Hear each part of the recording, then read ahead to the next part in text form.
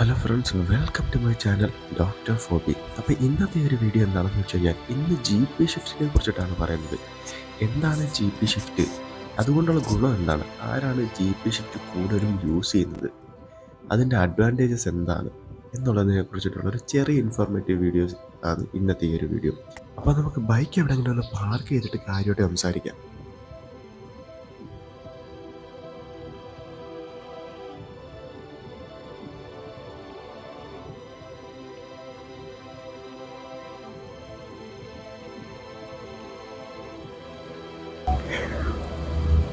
അപ്പോൾ G P shift എന്ന് വെച്ച് കഴിഞ്ഞാൽ നമ്മുടെ മോട്ടോ ജി പി റേസിംഗ് ട്രാക്കുകളിൽ റേസേഴ്സ് യൂസ് ചെയ്യുന്ന ഒരു പ്രത്യേകം ഗിയർ ഷിഫ്റ്റിംഗ് പാറ്റേൺ ആണ് ഈ ഒരു ജി പി ഷിഫ്റ്റ് എന്ന് പറയുന്നത്.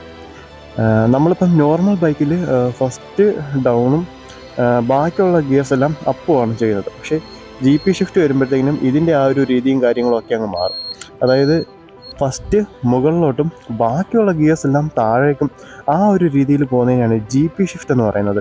ഇതെങ്ങനെയാണ് ചെയ്യുന്നതെന്ന് വെച്ച് കഴിഞ്ഞാൽ നോർമലി നമ്മളുടെ ഗിയറും മറ്റു കാര്യങ്ങളും എല്ലാം സെയിം ആയിരിക്കും വരുന്നത്. പക്ഷേ നമ്മുടെ ഗിയർ ലിവറിൽ വരുന്ന ചെറിയൊരു മിസ്പ്ലേസ്, അതായത് ഈ ഒരു ഐറ്റം ഇപ്പം നമ്മളുടെ ഞാനത് കുറച്ചുകൂടി നല്ല രീതിയിൽ കാണിച്ചു തരാം, നമുക്ക് മനസ്സിലാവും. ഇപ്പോൾ നോക്കുകയാണെന്നുണ്ടെങ്കിൽ നമ്മളുടെ ഗിയർ ലിവറാണ്. ഇവിടുന്ന് നേരെ ഈ ഒരു നോബ് താഴോട്ടാണ് ഇരിക്കുന്നത് അല്ലേ.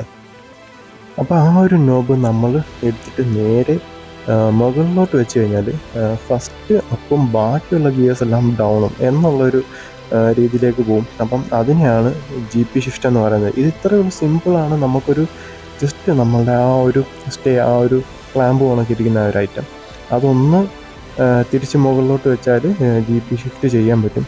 പിന്നെ ഈ ഒരു ജി പി ഷിഫ്റ്റ് ആരാണ് യൂസ് ചെയ്യുന്നതെന്ന് വെച്ച് കഴിഞ്ഞാൽ നിങ്ങൾക്ക് തന്നെ അറിയാം, ജി പി, അതെ, മോട്ടോ ജി പിയിലാണ് ഇത് യൂസ് ചെയ്യുന്നത്.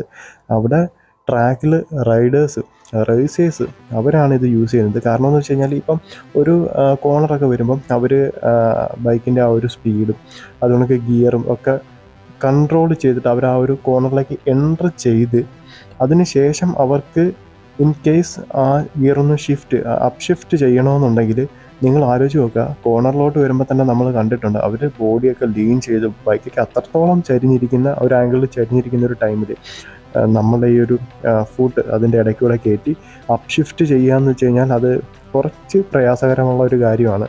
അപ്പം ആ ഒരു പ്രശ്നം മാറ്റാൻ വേണ്ടിയിട്ട് അവർ ചെയ്യുന്ന ഒരു ഗിയർ ഷിഫ്റ്റിംഗ് പാറ്റേൺ ആണ് ജി പി ഷിഫ്റ്റ്.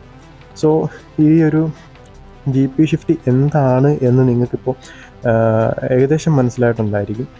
സോ അപ്പം ജി പി ഷിഫ്റ്റ് ട്രൈ ചെയ്ത് നോക്കുന്നത് കുഴപ്പമൊന്നുമില്ല. പക്ഷേ ഞാൻ ചെയ്ത് നോക്കിയ ഒരു ടൈമിൽ ആക്സിഡൻ്റലി പല ടൈമിലും എനിക്ക് പണി കിട്ടിയിട്ടുണ്ട്. അതായത് പഴയ ഓർമ്മയിൽ ഞാൻ ഷിഫ്റ്റ് ചെയ്തിട്ട് നേരെ അപ്പ് ഷിഫ്റ്റ് ആയിരിക്കും ഉദ്ദേശിക്കുന്നത്, പക്ഷേ ഡൗൺ ഷിഫ്റ്റിലേക്ക് പോകും. അതാണ് സംഭവിക്കുന്നത്. സോ അതൊരു പരിധിവരെ ചെറിയൊരു അപകടവും ഉണ്ട്. കാരണം നമ്മളിപ്പോൾ ഏതെങ്കിലും ഒരു വളവിനൊക്കെയാണ് വരുന്നതെന്നുണ്ടെങ്കിൽ കുറച്ച് ചരലൊക്കെ ഉണ്ടെങ്കിൽ അതും നല്ല രീതിയിൽ ഒരു സെക്കൻഡിലോട്ട് ഇപ്പം ഒരു എന്താ പറയുക ഒന്ന് ചരിഞ്ഞിട്ട് നമ്മൾ ചെയ്യുകയാണെന്നുണ്ടെങ്കിൽ ചിലപ്പം ഇൻ കേസ് സാധ്യത കുറവാണ് എങ്കിലും അവിടെ ഒരു സാധ്യതയുണ്ട്, നമ്മൾ സ്ലൈഡ് ചെയ്യാൻ സാധ്യതയുണ്ട്.